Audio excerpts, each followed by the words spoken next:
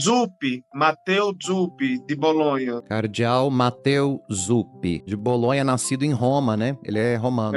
É um dos nomes cotados. E qual que é o perfil do Matteo Zuppi? Se diz que ele é um de centro, um pouco centro-esquerda, mas procura ver em todas as alas da igreja. Aquele. Exatamente ele. Ele é novo, tem 60 e poucos anos. Foi bispo auxiliar aqui em Roma e depois o Papa Francisco promoveu a ser bispo de Bolonha. Tem um perfil muito conciliador, no sentido que ele vê as várias alas da igreja como uma riqueza na vida da igreja. Então, se querem um conciliador para ver em tudo uma riqueza da igreja, mas numa oposição, seria ele. Então, só que o que faz se pensar um pouco mais se ele ou não é porque ele é ligado à comunidade de Santo Egídio, uma comunidade italiana, uma comunidade religiosa que tem um trabalho social. Então, isso, ser ligado ao movimento da igreja, já custou a eleição do Cardeal Scola em 2013. O que fez ele perder força e Bergoglio ganhar, o Papa Francisco ganhar, foi que o Cardeal Scola tinha uma proximidade, não era que era membro mesmo, tinha uma proximidade com Comunhão e Libertação. Então, por isso que a candidatura, digamos assim, as chances do Cardeal Zuppi podem ser minadas, né? Por conta dele fazer parte desse movimento. O Tagle. É porque o Tagle, eu acho ele muito amoroso. Fala do Tagle pra gente, Eric. Então, ele é reconhecido como um teólogo, vem das Filipinas, onde eles têm uma grande comunidade católica lá, quase como a gente. Filipinas hoje é o maior país católico da Ásia, né? Até o Papa Francisco visitou as Filipinas. Sim. Foi uma visita muito bonita. Então, quem o fez cardeal foi Bento XVI no último consistório do pontificado dele em 2012. Mas só que quem o trouxe de Manila, a capital das Filipinas, para Roma, para a Cúria, foi o Papa Francisco. Nomeou para o escritório no Vaticano, que é responsável pelas regiões de missão na igreja, como a Ásia e a África. Ele é teólogo, como eu falava, e só que ele pertence a uma escola, uma linha teológica que vê um certo novo começo da igreja no Concílio Vaticano II, então, há 60 anos. Então, é isso também, é o particular do perfil dele que faz a avaliação das chances dele ser eleito ou não. Papa, já se falava dele em 2013, só que, como a gente sabe, né, ele não foi eleito. Vamos ver agora como vai ser. Esse é o mais, digamos, é o mais conservador, exatamente ele. Ele é o mais conservador com chance, porque, como a gente falava, tem uns outros, e porque uns outros cardeais que nos últimos anos tomaram a frente de algumas discussões acaloradas na igreja, e eu acho que eles não têm força para conseguir a maioria na eleição papal, mas podem atrair votos, como eu falava. Então, Dencerdor, ele não é tão velho, tem 72 anos, né? Para quem já foi eleito com 78. Se não vão querer um italiano, né? Mas ele estudou em Roma, fala italiano muito bem. E tem um perfil, pessoalmente, ele é muito discreto, mas muito inteligente. Ele é reconhecido tanto como teólogo, mas também como canonista, né? Canonista é um jurista especializado no direito da igreja. E prudente e discreto, e dos papabile, dos que mais se falam, ele é o mais que se aproxima do pensamento de Bento XVI. Não é um Bento XVI por vários motivos, mas é o que mais se aproxima. Os conservadores, os ditos conservadores, há uns 2 anos, estão falando muito nele. Então, a imprensa fala que o candidato com mais força no conclave, um nome forte, mas o que resta saber é se ele vai conseguir, né? Ou se vão conseguir elegê-lo.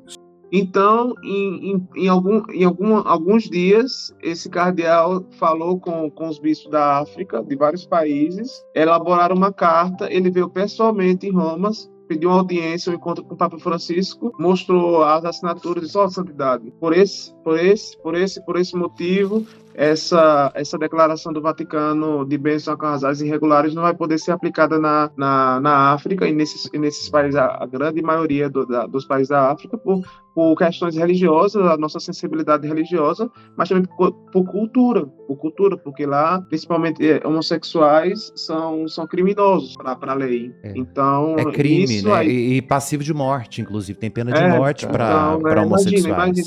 Imagina, vim um casal homossexual, homoafetivo na igreja pedir a bênção e depois é arriscado ser apedrejado na porta da igreja, junto com o Papa.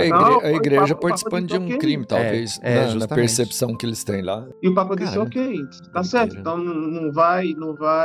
E foi a mesma coisa, Eric, que o Bento XVI fez quando ele liberou o uso da camisinha, do preservativo na África, né? Nossa, eu falei isso numa aula. Foi a mesma coisa, e deu polêmica porque o professor não é de acordo, porque o Papa Bento, num livro entrevista, ele falou de mal menor. E mal menor, para alguns moralistas, não existe, né? Mal maior e mal menor. Sei lá, o que... O mal menor seria matar com uma bola de canhão, o mal menor com uma bala de revólver. Então não tem mal menor, é o mal. Aí a gente tava na aula de teologia moral e não sei o que foi que a gente falou, não sei se foi de preservativo, alguma coisa. E eu joguei isso na aula, mas sem nenhuma pretensão, maldade. Claro. Até porque você não é disso, Eric. A cara do Eric já rindo. Nossa senhora, o professor disse, a gente tem que ver o que o Papa escreveu realmente. Aí depois eu soube que ele não concorda dessa coisa de expressão mal menor. Mas Bento XVI disse que, se eu não me engano, vocês me corrijam, ele disse que uma garota de programa, por exemplo, para evitar passar alguma DST, alguma doença sexualmente transmitível para o seu cliente, se usar o mal menor, o preservativo é o mal menor, do que não usar nada e, além de tudo, ainda passar uma doença. E ele teve a sensibilidade de pensar, países em que a contaminação pelo vírus HIV é gigantesco até hoje, século XXI, né? Existem países onde a contaminação é gigantesca e ainda se morre de HIV no mundo, se morre de AIDS. E é um absurdo. Então ele teve a sensibilidade de falar, gente, libera o uso do preservativo para ver se contém essa contaminação. Isso é sensibilidade. Preocupação com o bem maior. Justamente, é o que a gente tá falando. É o bem maior ou é o mal menor? É um bem maior. Não, é francês. Francês. Aveline. Cardeal de onde? Marcelle? Marcelle, assim. Olha aí. Ô, Derezinha, olha lá. Pronto, aí o bonachão, porque é bem-humorado, sempre rindo, é jovem. O Papa Francisco fez cardeal, é de centro, não parece ser nenhum ferrenho de alguma ala da igreja, então, mas é um típico do contexto francês, né? A França também, não somente politicamente, mas eclesiasticamente tem o seu perfil de bispos, de padres. A França, inclusive, teve rito próprio. A França é chamada de filha mais velha da igreja. E a França sustentou o cristianismo, sobretudo no período das invasões bárbaras do século IV, século V para frente, né? Sim.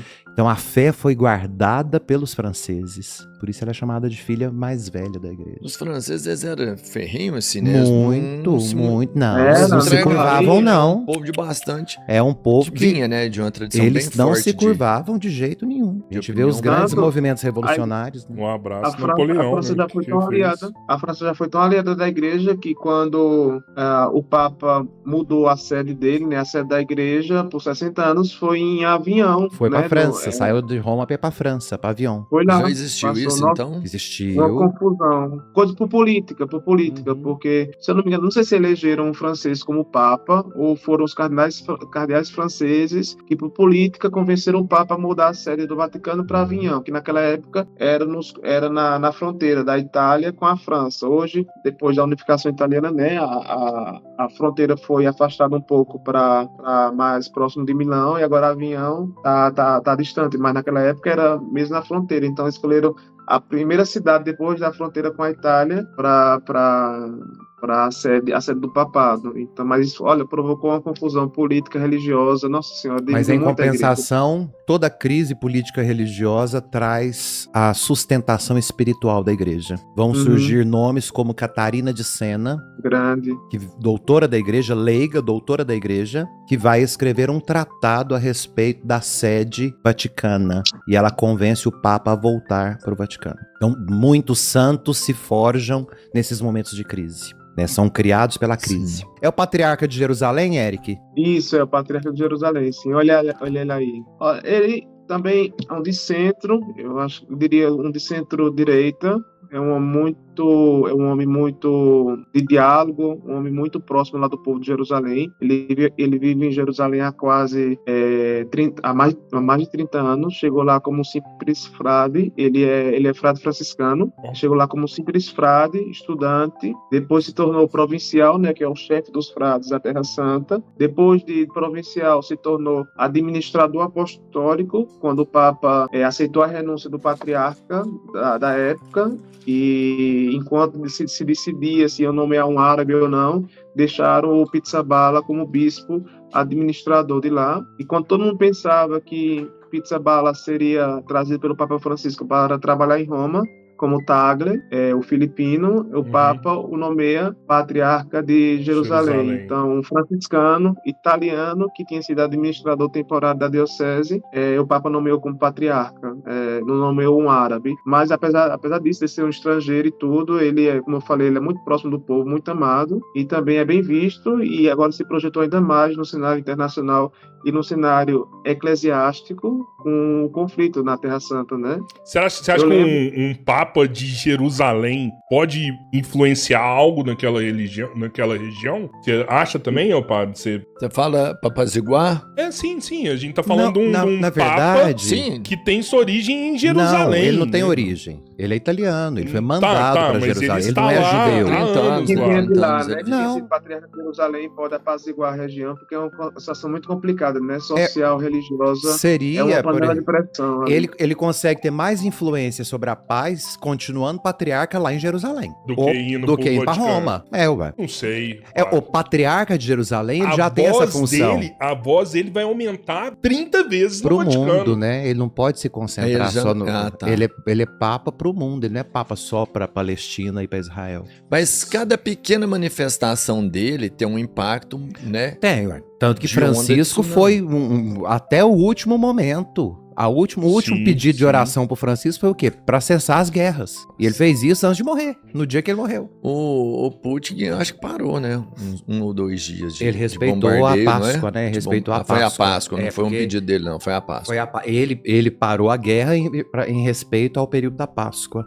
Porque a Rússia é ortodoxa. E esse ano coincidiu que os católicos celebraram a Páscoa na mesma data que os ortodoxos. Parolin, no último conclave, foi muito falado nele também. No último conclave. Aí ele. Olha aí, ó. No domingo de Ramos, aí na Praça Esse aí tem cara de brabo pra caramba. Não, é um amor de pessoa. Não, só, eu costumo dizer que isso aí é o rosto institucional, é a seriedade. É o rosto da instituição. Você conheceu ele pessoalmente, não conheceu, Eric? Sim.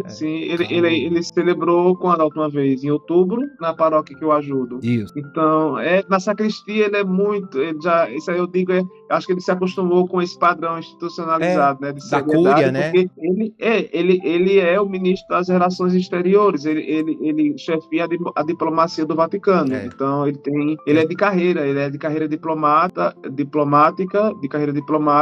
então ele era embaixador do Papa, que se chama Núncio Apostólico na Venezuela, quando o Papa Francisco foi eleito em 2013, alguns meses depois, né? Porque é um cargo muito delicado, principalmente nas relações da igreja com os países do mundo todo. Então, o Papa quis escolher a dedo, depois de uma das críticas ao pontificado de Bento, porque ele tinha escolhido um secretário de Estado que não era da área da diplomacia. Então, aí trouxe esse Pietro Parolin da Venezuela e fez dele secretário de Estado, depois o fez cardeal. Então, até segunda-feira, ele era o secretário de Estado, só que como outros cargos, o dele também caiu com a morte do Papa. Normalmente, quando o Papa é eleito, ele confirma temporariamente todos os cargos, praticamente todos os cargos, porque ele tem muita coisa para decidir no início do pontificado, então ele prefere, se aconselha que o Papa confirme todos os cargos e depois ele pense com calma cada cargo, se vai querer colocar outra pessoa. Então é possível. Até para ter tempo, conclave, né? Depois do conclave, o novo Papa faça dele de novo secretário de Estado, se ele não for eleito Papa. Se não for ele mesmo, né?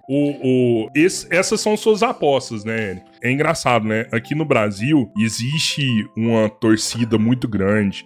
Inclusive aqui no chat aqui, todo mundo falando, a gente já falou do nome aqui, que ele tá velho pra isso, mas o Robert Sara, né? Todo mundo, tem que ser o Robert Sara. Eu posso falar eu torço por ele. Eu posso falar minha torcida. Muitos conservadores no chat hoje. Mas é por isso que até que eu queria que você falasse do perfil do Robert Sara. A gente falou que é difícil. Antes do Eric entrar nesse ponto, deixa eu só ressaltar uma coisa importante que o Eric falou, e que é importante o povo saber disso também. Os dicastérios da Cúria Romana funcionam como os ministérios que nós temos lá em Brasília. Então, cada ministro chama-se de prefeito dentro do Vaticano. Então, eles são os ministros, são chamados de prefeitos dos dicastérios, que seriam os ministros dos ministérios de um país. Quando o Papa morre, é como o presidente que é trocado. Todos os cargos caem, exceto o cargo do camerlengo e do decano. Esses permanecem. Por quê? Eles são chanceleres. Eles têm que cuidar da vida administrativa e ritual da igreja. Todos os outros cargos caem. Neste momento, não tem cargos na igreja. Por isso que a igreja está sem movimento. Enquanto não eleger o próximo Papa, nada acontece. Eleito um novo Papa, todos serão substituídos, inclusive o camerlengo também. Inclusive. Substituídos ou não, porque o Papa pode reafirmá-los no cargo. Essas pessoas. Justamente. Inclusive o mestre de cerimônias, que é aquele que ajuda o Papa nas missas. O mestre de cerimônias pode ser trocado. E são quantos escolhidos esses ministros? Quantos dicastérios nós temos hoje, Eric? Você sabe responder isso pra gente? Eu não sei. Pensando rapidamente. Porque Francisco criou mais alguns, né? Criou, incorporou, juntou. Então, tem alguns que são dicastérios e tem outros que são. Tem três tribunais, mas tem, acho, por volta de 10 dicastérios hoje. Então, são 10 ministros que nós temos. Isso. Cada um tem secretário ou mais de um secretário, né? Porque às vezes o secretário é quem decide mais coisas em nome do prefeito, né? O prefeito seria o ministro, são cardeais, abaixo dele pode ser até um outro cardeal que seja secretário, são bispos, padres. Todo esse movimento ministerial forma o que nós chamamos de Cúria Romana. Fiz uma pesquisa rápida aqui, são 16 dicastérios.